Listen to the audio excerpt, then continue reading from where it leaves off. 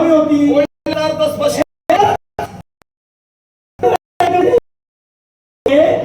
तर चंद्रसेने सदनी का गेले म्हणजे देव काही कळलंच नाही आणि स्वतःला देव म्हणतोय. अरे देव या शब्दात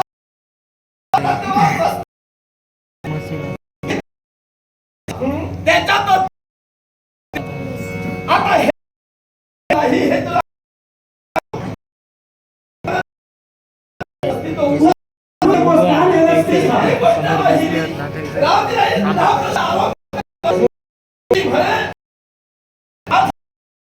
एक बाणी मर्यादा पुरुषोत्तम असूनही त्यानं सती चंद्रसेनेच्या महाली तो का गेला पडला. नक्कीच प्रश्न तुला पडायला कारण तुझा अज्ञान. आता मी सुज्ञान करताय नाही तू पटवूनच दे आणि त्याबरोबर तुझं दास्यत्वही पटवून दे. अरे मी दास आहे जगाला माहिती आहे. जगाचा सांगू नको तू जगाचं सांगू नको तुझ्यात ते किती आहे मला पाहिजे. अरे ते आहे म्हणूनच तुम्ही म्हणालो मी माझ्या रामाचा दास आहे. मी नोकर आहे. तो राम माझ्यात आहे. तो तुझ्यात नाही. राम हे स्पष्ट बोललो मी. माझ्यात अभिराम आहे. राहती राहिली गोष्ट काय मर्यादा पुरुषोत्तम असूनही माझा देव सती चंद्रसेना याच्या महाली गेला. होय मग माझा तुला पूर्ण करणार प्रश्नाचं तुला उत्तर देणार. पण प्रथम तो मला प्रश्न निर्माण झाला तो तुला विचारतोय. मला अगोदर सांग माझा प्रभू जो गेला सती चंद्रसेना हिच्या महाली कोण म्हणून गेला याची जाणीव तू कोण म्हणून नेला होतास म्हणजे तुला काही माहिती नाही तर माहिती नाही म्हणून सांगू नको. तू दास म्हणा तू जर दास होतास सती चंद्रसेनेचा म्हणा सती चंद्रसेनेला माय बोललो. तू जर दास होतास तर दासाला सांगायला होतं प्रभू रामचंद्र परस्त्रीच्या गृहात प्रवेश करू शकत नाही. मग तू घेऊन गेलास याचा अर्थ तू दास नव्हे. दुसरी गोष्ट माझा प्रभू गेला तुला कोण म्हणून गेला ते माहिती असेल तर सांग.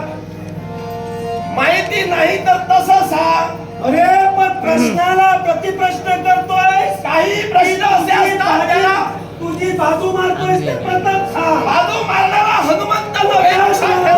मग मला सांग मी नाही माझा तर राम नाही म्हणतोय हे तू केव्हा सिद्ध केलंस. माझा प्रभू रामचंद्र सती चंद्रसेनेच्या महालात कोण म्हणून गेला ते प्रथम आता मला ते सांगू नकोस. मला सांग तुला तर माहित नाही ते सांगू नको.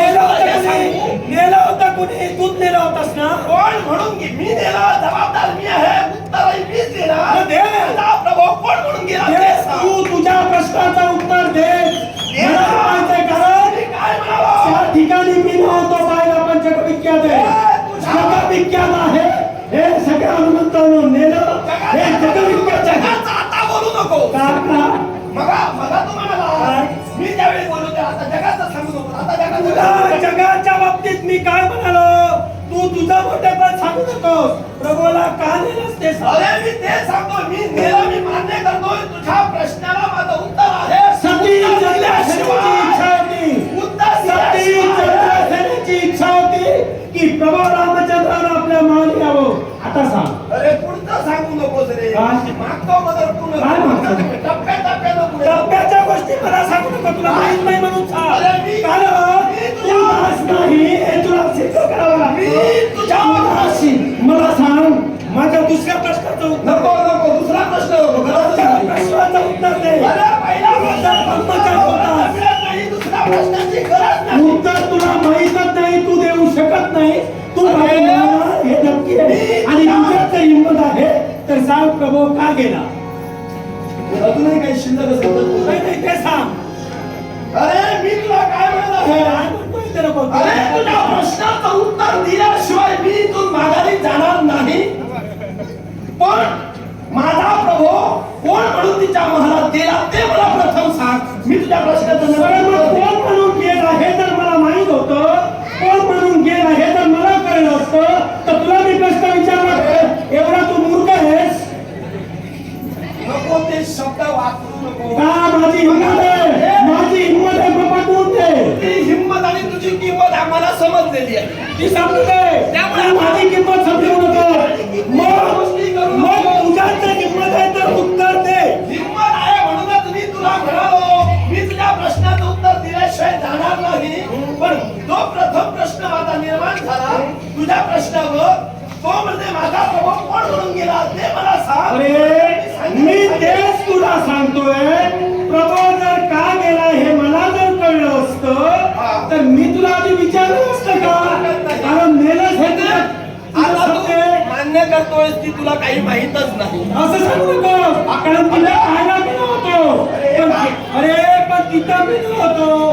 तू मेलास हे तर सत्य आहे.